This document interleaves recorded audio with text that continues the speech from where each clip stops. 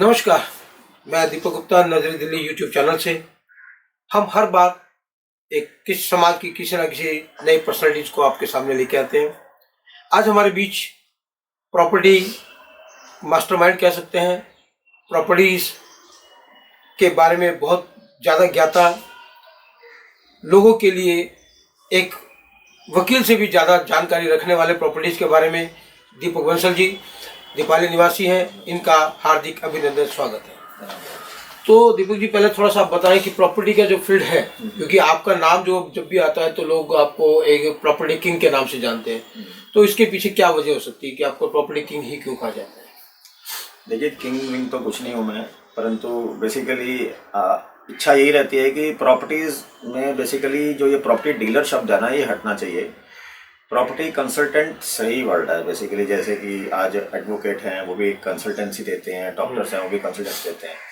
तो कहीं ना कहीं हमारे क्षेत्र में, हमारे रियल एस्टेट में ये जो प्रॉपर्टी डीलर का शब्द घुस गया, एक्चुअली में डीलिंग करवाना ही काम नहीं है। एक प्रॉपर्टी कंसल्टेंट की पूरी एक जिम्मेदारी है कि वो एक डील को सही तरीके से बायर को समझाए, सेलर को समझाए, और दोनों पक्षों का अच्छा ध्यान रखते हुए डील को सही तरीके से मैच्योर करे।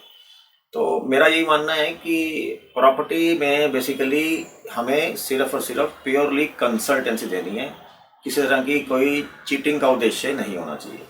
क्योंकि जैसे अक्सर देखा है कि प्रॉपर्टी डीलिंग के मामले में, जैसे आपने कहा प्रॉपर्टी डीलर और प्रॉपर्टी कंसल्टेंट, तो जहाँ तक डीलर शब्द आता है तो उसको लगता है बस मुर्गी आगे काट लो उसको, और कंसल्टेंसी में लगता है कि कहीं ना कहीं उसको प्रॉपर, क्योंकि उसकी जिम्मेदारी बन जाती है कि हम कहीं ना कहीं, तो शायद लगता है कि अच्छा शब्द हो सकता है ये फ्यूचर के कह रहे हो। हमारी कई मीटिंग्स में मैंने अक्सर ये कहते सुना है हमारे भाइयों को जो हमारे रियल एस्टेट में है कि वो कटा या नहीं कटा। तो इस बात को लेके मैं हमेशा ऑब्जेक्शन करता रहा कि ये लैंग्वेज क्या होती है, कटा नहीं कटा। मतलब आप यहाँ पर कोई बुचर का काम कर रहे हो, काटने का काम कर रहे हो, लोगों को फंसाने का काम कर रहे हो। डेफिनेटली। तो बेसिकली क्या है कि इसमें सरकार का भी बड़ा अहम रोल है। सरकार ने भी डीलर्स को रजिस्ट्रेशन शुरू कर दी है कि जो रजिस्टर्ड डीलर्स होंगे वो ही काम कर पाएंगे। जैसे कि आप विदेशों में चले जाओ तो विदेशों में कोई भी रियल एस्टेट कंसल्टेंसी का काम, ये नहीं कि हमारे यहाँ पर भारत की तरह की कहीं भी एक बोर्ड बनवाया और किसी भी पार्क में किसी भी जगह पे बैठ गए और आपने शुरू कर दिया। वहाँ ऐसा अलाउ नहीं है, वहाँ इलीगल है। तो सरकार इस दिशा में काफ़ी कदम बढ़ा चुकी हुई है। इसके लिए रेरा नंबर लेना पड़ता है डीलर्स को, पर अभी वो इतनी मुस्तैदी से लागू नहीं हुआ कानून। और आने वाला समय भारत के लिए अच्छा ही है, जिस हिसाब से मोदी सरकार हर चीज़ को नियंत्रित करती जा रही है, बुराइयां ख़त्म करती जा रही है। तो आने वाले समय में मैं मानता हूँ कि रियल एस्टेट में भी रियल एस्टेट वही कर पाएगा जिसके पास एक रियल एस्टेट से रिलेटेड जो गवर्नमेंट निर्धारित करे कि एजुकेशन होगी, यानी कि सर्टिफाइड डीलर होगा वो, और गवर्नमेंट से उसको लाइसेंस्ड होगा।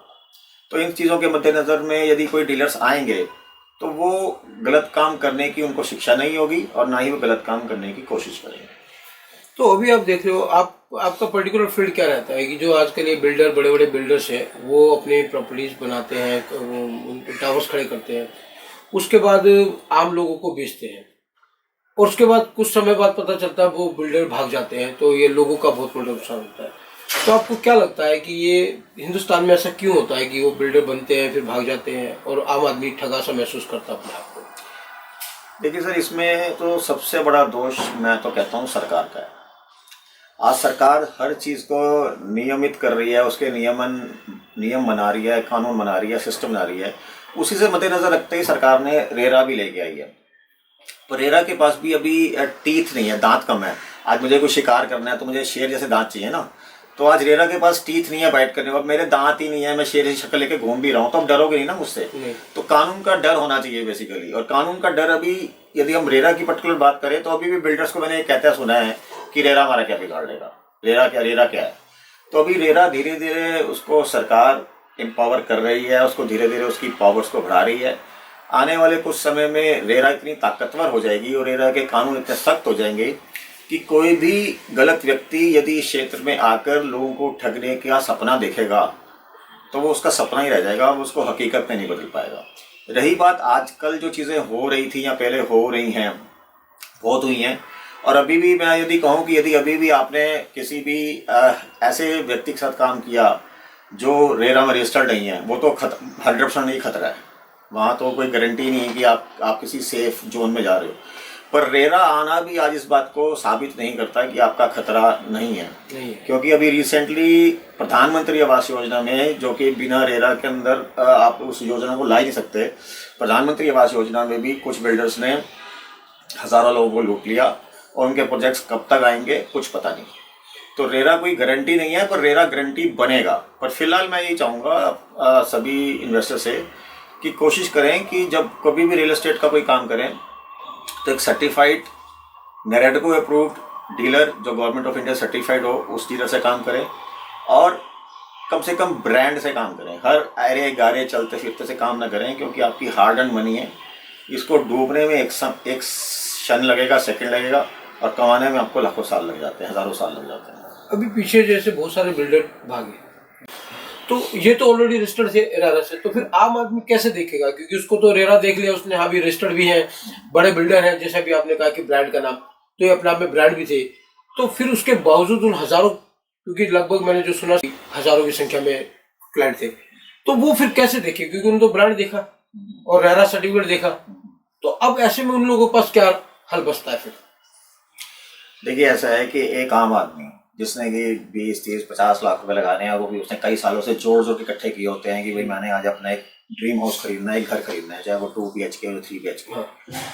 आम आदमी के लिए तो ये कभी भी संभव नहीं है। एक आम आदमी एक 50 लाख लगाने के लिए, 1 करोड़ रुपए का घर खरीदने के लिए कितनी एजेंसीज को वेरीफाई करेगा? यदि उन सारी एजेंसीज को वेरीफाई करने में अपना समय और अपनी ताकत लगा दे तो वो बूढ़ा हो जाएगा, वो वेरीफाई नहीं कर पाएगा, क्योंकि इतनी सारी एजेंसीज हैं। इसके लिए तो सरकार को ही आगे आना चाहिए। एक इतनी बड़ी इंडस्ट्री है भारत के अंदर रियल एस्टेट को लेकिन, जैसे कि आप समझो, जैसे आज गवर्नमेंट ने फूड ग्रेड बना रखा है कि इस पे ये एक मार्का हो गया फूड ग्रेड का मार्का, तो ये खाना खाने लायक है। या दवाइयों के अंदर भी काफ़ी ऐसे लाइसेंस दिए जाते हैं, ऐसे मार्क्स दिए जाते हैं कि हाँ भाई ये दवाई इस चीज़ से सर्टिफाइड है, टेस्टेड है, नकली दवाई नहीं खा रही आप। तो सरकार रियल एस्टेट को लेके भी कुछ ऐसे डिमार्केशन दे सकती है। मान लीजिए सरकार ने एक बना दिया कि हमने ये कमल का चिन्ह बना दिया या हाथी का चिन्ह बना दिया कि भाई जिस रियल एस्टेट की एडवर्टाइजमेंट के ऊपर या विजिटिंग कार्ड के ऊपर या ब्रोचर के ऊपर ये मार्क जो सरकार ने निर्धारित किया वो है, तो इसका मतलब कि जिससे उस रियल एस्टेट से रिलेटेड जितनी भी एजेंसीज हैं सरकार ने वो सारी वेरीफाई कर ली हैं। अब आप ये AAA ग्रेडेड है या बेस्ट ग्रेड का ये बिल्डर है क्योंकि हमने इसको वेरीफाई कर लिया है, now you can invest with this builder. तो कस्टमर खुद कुछ नहीं कर सकता, या लास्ट ऑप्शन यही है कस्टमर के लिए ब्रांड देख के काम कर ले। जो बड़े अच्छे बिल्डर्स हैं जो पूरा वाइट में ही काम करते हैं, पक्के में ही काम करते हैं, जैसे टाटा है, गोदरेज है, DLF है, इन लोगों से काम करे, हर एरिया से काम मत करे, क्योंकि ये लोग प्रोफेशनल्स हैं, यहाँ दिक्कत आने की संभावनाएं कम है। पर फिर भी सबसे ज़्यादा जिम्मेदारी मैं तो मानता हूँ सरकार की है कि सरकार आगे बढ़ के इस रियल एस्टेट को पूरा नियमित करे और कानूनों से लैस करे, जिससे कोई भी व्यक्ति किसी भी तरह की हेरा फेरी की करने की सपने में भी ना सोचे। नहीं तो अब जैसे जो लोग महरा में डूबे हैं या इसमें डूबे, तो उनके पास क्या ऑप्शन है इस टाइम? अब उनको, क्योंकि वो तो हो चुका, तो उसके लिए क्या है उनके पास कोई रास्ता है कि वो अपने आप को वहां से निकाला, अपनी हार्ड एंड मनी में से कुछ पैसे उनको रिकवर हो पाए? देखिए, उसके लिए तो बस ऐसा कर रही है उनके लिए सरकार। तो देखिए, इसमें तो सबसे बड़ा दिक्कत ये हुई कि ये तो मतलब रेरा प्रधानमंत्री आवास योजना में था। हाँ। प्रधानमंत्री का नाम भी जुड़ गया था। आज मोदी जी का नाम जुड़ने के बाद तो मोदी की गारंटी चल रही है हर जगह। तो यहाँ कहीं ना कहीं मोदी जी की गारंटी भी फेल होती नजर आ रही है बेसिकली। तो ये तो अब सरकार तक ये बातें पहुंच ही चुकी होंगी, सरकार इस पे देख ही रही होगी। तो सरकार को ही आगे आना पड़ेगा कि किस तरह से उन बेचारे जितने भी उन लोगों में जिन लोगों ने यहाँ पर वो प्रधानमंत्री आवास योजना में घर लिए हैं, उनके घर किस तरह से बन जाएं।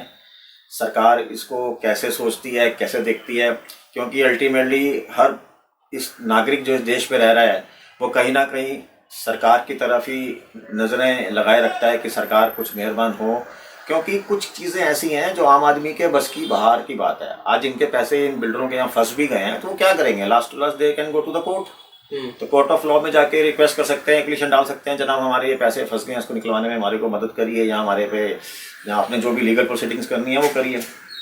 कोई हल नहीं है। और कोर्ट्स के अंदर भी आप देख ही रहे हैं कि कोर्ट्स के अंदर भी यहाँ पर तो वही है, तारीख पे तारीख। तो इसका कोई हल तो नहीं है। आम आदमी कहीं ना कहीं पुलिस स्टेशन जाने से घबराता है, कोर्ट जाने से घबराता है, क्योंकि आम आदमी है। आम आदमी की रोजमर्रा की जो जरूरतें हैं वो उसको पूरा करे या ये झगड़ों में पड़े। तो उस पर भी इन दोनों चीज़ों में फिर वही चुनता है कि जो मेरा डूब गया, अब मुझे आज का जो खाना कमाना है, रोटी कमानी है, मैं इसको कमा लूँ, आज के 500 कमा लूँ या आज के 1000 रुपये कमा लूँ। जो डूब गए तो डूब गए। तो कुछ चीज़ें तो सरकार को ही आगे नियमित करनी पड़ेगी, जिससे कि भारत एक फलता फूलता सुंदर देश बन सके।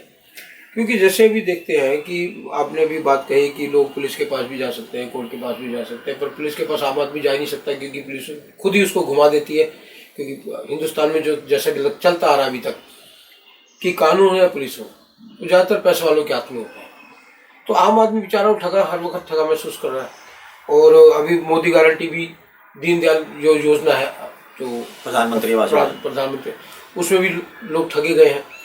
तो मतलब देखा जाए तो कोई खास सॉलिड सरकार का भी कोई एक्शन नजर नहीं आ रहा, क्योंकि तभी तो अब महरा जैसा बिल्डर भाग रहा है। वो तो बहुत दिनों के बाद भागा है। जैसे देखिए जनाब, ऐसा है कि ना, सरकार बेसिकली लॉ एंड ऑर्डर क्यों बनाती है, कानून क्यों बनाती है, हायरार्की क्यों बनाती है, सिस्टम क्यों बनाती है। सरकार को 24 घंटे इन्वॉल्व नहीं रहना हर चीज़ों में, वो रह भी नहीं सकती। पर सरकार को ये सोचना पड़ेगा कि जो लूप होल है सिस्टम में, जो बेसिकली चोरी के रास्ते हैं, वो सरकार समझती है, देखती भी है। उनको यदि बंद कर दे तो कहीं लीकेज होएगी नहीं ना। आज सरकार ने जीएसटी पे तहत कानून बना दिए, income tax day by day, आज इनकम टैक्स एसएससी कितने बढ़ रहे हैं।